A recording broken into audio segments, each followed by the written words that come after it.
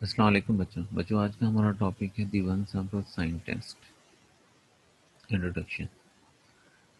The standard t-test for H naught mu is equal to mu naught is based on the assumption that we are sampling a normal population।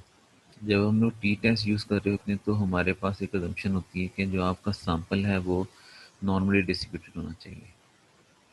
लेकिन जब आपके पास real life data sets होता है तो ऐसे issues आ रहे होते हैं कि हमारे पास कोई assumption फुलफिल नहीं हो रही होती। और नॉन पैरामेट्रिक की जो सबसे अच्छी चीज़ है, जो उनकी एडवांटेज है, वो यही है कि जब आपकी assumptions फुलफिल नहीं हो रही होती तो आप लोग नॉन पैरामेट्रिक टेस्ट फुलफिल कर लेते हैं।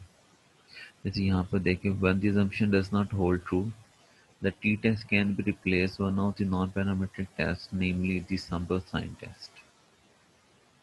जब आपके पास टी टेस्ट के अंदर नॉर्मलिटी की assumption फुलफिल नहीं होगी तो हम लोग नॉन पैरामेट्रिक टेस्ट यूज़ करेंगे और उसका नाम क्या है? One sample sign test. Non parametric methods जब हम लोग यूज़ करेंगे तो हमारी एवरेज रिप्लेस हो जाएगी हमारे मीडियन से rather देन इट्स मीन। यानी कि अरिथमेटिक मीन हम नहीं लेंगे, वहाँ पर हम लोग मीडियन को यूज़ करेंगे। और आपका नल हाइपोथेसिस क्या होगा? m is equal to m naught. m क्या है? बेसिकली आपके पास मीडियन है against an appropriate alternative on the basis of the random sample of size n। We replace each sample value greater than m naught with a plus sign and each sample value less than m naught with a minus sign। यानी कि जो हमारे पास sample की value आई होगी हम उसको अपने median से कंपेयर करेंगे, और जो वैल्यू हमारे पास मीडियन से बड़ी होगी वो प्लस साइन में आ जाएगी और जो वैल्यू मीडियन से छोटी होगी वो माइनस साइन में आ जाएगी। बेसिकली हम लोग क्या करेंगे? हम करेंगे x माइनस म्यू नॉट, तो उसके साथ जो साइन होंगे हमने वो साइन कंसीडर करने हैं।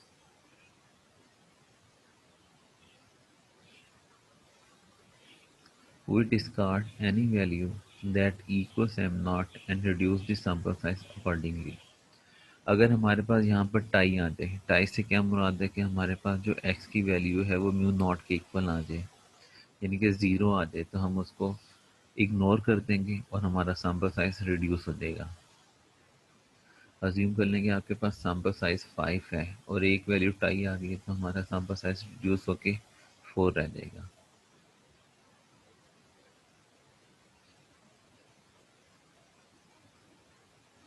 To perform one sample sign test when sample is small, we refer to test। तो हम क्या उसमें रेफर करेंगे? एच नॉट को। M is equal to M naught versus H one क्या होगा? M is not equal to M naught. Two tail test है आपके पास, या उसके अलावा क्या हो सकता है? M is equal to M naught versus H one क्या होगा आपका? ग्रेटर देन एम नॉट भी हो सकता है और लेस देन एम नॉट भी हो जाएगा जब आपके पास वन टेल टेस्ट हो। For the two sided test the test statistics access. Test statistics कैसे कैलकुलेट करेंगे? Is the number of plus signs और the number of minus signs which is smaller. यानी कि नंबर ऑफ प्लस साइंस और number of minus signs में से जो हमारे पास वैल्यू छोटी होगी हम उसको एज अ टेस्ट स्टैटिस्टिक्स ले लेंगे।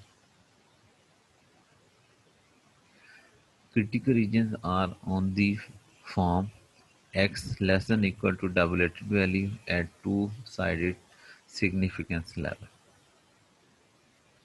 For the one sided significance level if h1 आपका अगर लेस देन होगा तो उसमें हम लोग क्या कंसीडर करेंगे? Number of plus signs. और अगर आपका ग्रेटर देन होगा तो नंबर ऑफ माइनस साइंस। लेकिन टू टेल में क्या करेंगे? जो साइन हमारे पास कम होंगे हम वो ले लेंगे। In both cases the critical regions are form x less than equal to tabulated value. लेकिन डिसीजन रूल सेम रहेगा कि वो less than equal to tabulated value है तो रिजेक्ट कर देंगे। एग्जाम्पल लेते हैं। Suppose that the national average mark in an English examination is 60%. Test whether the following marks obtained by 12 students from a particular school are consistent with this average. using 0.1 level of significance, basically 10% level of significance है आपके पास। अब यहाँ देखें पहली sentence में उसने एक general बात की, तो ये आपके पास हाइपोथेसिस बन जाएगा। और उसके बाद उसने कहा कि जी हमारे पास 12 स्टूडेंट्स हैं, तो ये 12 स्टूडेंट्स का हमारे पास डेटा आ गया, उनके मार्क्स हैं।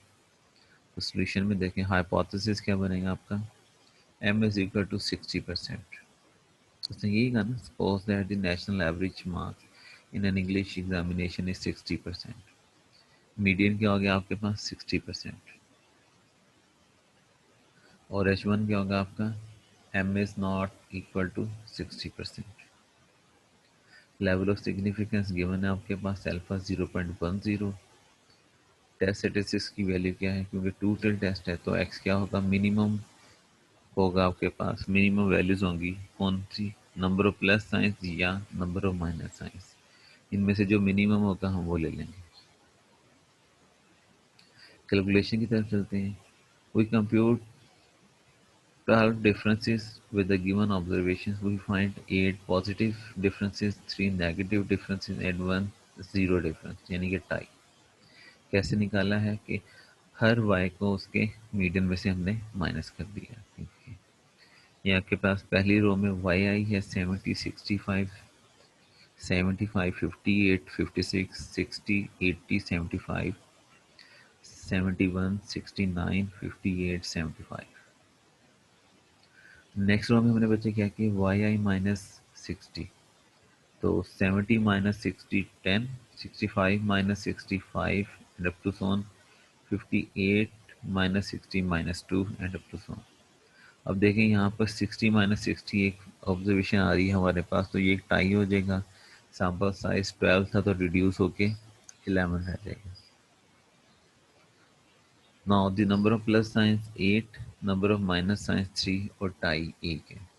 तो आपके पास x क्या होगा, मिनिमम ऑफ प्लस साइंस और माइनस साइन। तो मिनिमम ऑफ माइनस साइंस 3 है तो x आपका 3 हो जाएगा। क्रिटिकल वैल्यू ये टेबल में से हमने देखी है at n is equal to 11। देखें एक टाई था तो हमारा सैंपल साइज रिड्यूस होके 11 हो गया। If x is less than equal to 3,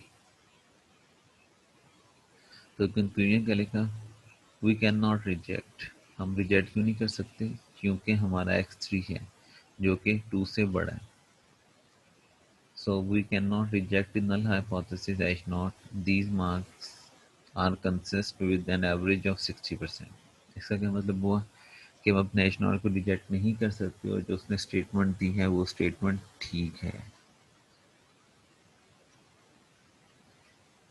ये बच्चे एक क्वेश्चन है, इस क्वेश्चन को आप सॉल्व करें और मुझे बताएं कि आपको समझ आया या नहीं आया।